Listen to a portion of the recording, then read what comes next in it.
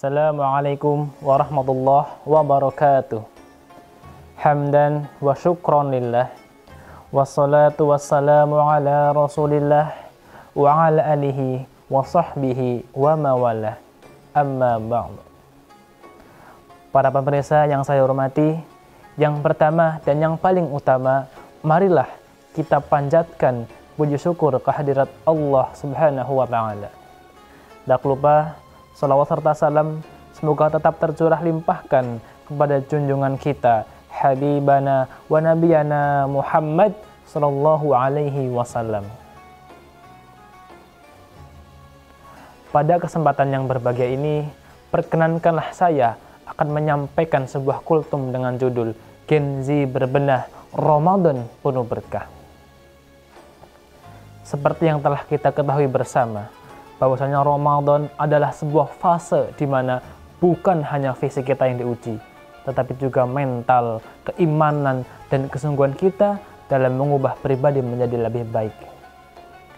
Namun, mari coba kita renungkan, apakah Ramadan kita hanya sekadar formalitas belaka? Kita hanya mengubah jadwal makan dan tidur kita tanpa benar-benar mengubah kebiasaan buruk yang ada dalam diri kita.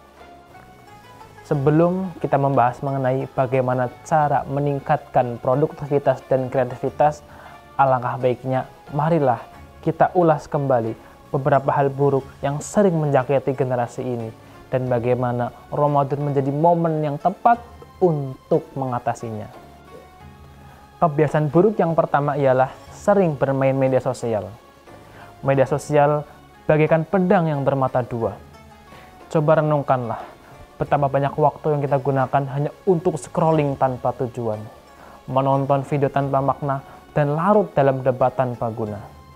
Padahal Allah Subhanahu wa taala telah berfirman dalam Quran surat Al-Asr ayat 1 sampai dengan 3. A'udzu billahi minasyaitonir rajim. Bismillahirrahmanirrahim. Wal 'asr. Innal insana lafi khusr illa alladzina amanu wa 'amilus solihati wa tawasaw bil haqqi wa tawasaw bis sabr. Yang artinya, demi waktu, sungguh manusia benar-benar dalam kerugian kecuali orang-orang yang beriman dan mengerjakan kebajikan serta saling mengingatkan dalam hal kebenaran dan kesabaran. Maka dari itu, marilah kita ubah isi media sosial kita. Kita gunakan untuk kegiatan-kegiatan yang lebih bermanfaat, seperti membagikan konten-konten inspiratif atau melakukan diskusi ilmiah. Para pemirsa yang dirahmati Allah, kebiasaan buruk yang kedua ialah malas dan sering menunda-nunda pekerjaan. Baginda Nabi Muhammad SAW pernah berdoa kepada Allah Ta'ala. Dalam doanya beliau berkata, "Ya Allah, aku berlindung kepadamu dari kemalasan dan kelemahan." Hadis riwayat Muslim. Dari doa tadi dapat kita amati Nabi berlindung pada dua hal, yakni kemalasan dan kelemahan. Ternyata dua hal itulah yang sering menjadi faktor utama kita sering menunda-nunda pekerjaan. Sebagai Gen Z, maka dari itu marilah kita ubah jadwal harian kita. Kita atur dengan seimbang antara belajar, beribadah, dan beristirahat. Para hadirin yang dirahmati Allah, kebiasaan buruk yang ketiga ialah lalai dan kurang menghargai waktu. Di bulan Ramadan ini, cobalah kita amati bersama. Ada sebuah momen langka yang jarang kita temui di bulan-bulan lainnya, yakni kegiatan ngabuburit. Tapi coba perhatikan betapa banyak orang-orang atau bahkan diri kita sendiri yang menggunakan waktu ngabuburit ini dengan sia-sia. Padahal bisa kita gunakan dengan ilmu dan ibadah.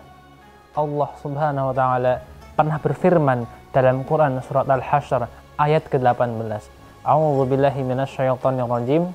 Ya ayyuhalladzina amanu taqullaha wal tanzur nafsum ma qaddamat lighad wattaqullaha innallaha khabirum bima ta'malun.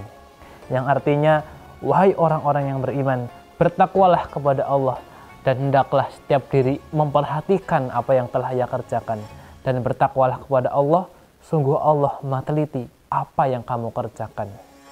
Maka dari itu, ayolah kita isi waktu-waktu luang kita di bulan Ramadan dengan kegiatan-kegiatan yang lebih meningkatkan kualitas ibadah kita. Bisa dengan memperbanyak bacaan Quran atau memperbanyak amalan-amalan sunnah. Pada pemirsa yang dirahmati Allah, sebagai Gen Z, marilah kita siapkan jiwa dan badan. Jangan lupa untuk berdandan, mencari suri tauladan, perbanyak wiridan dan kesuhudan karena kita hidup di zaman yang edan. Demikianlah apa yang dapat saya sampaikan. Semoga bermanfaat untuk kita semua.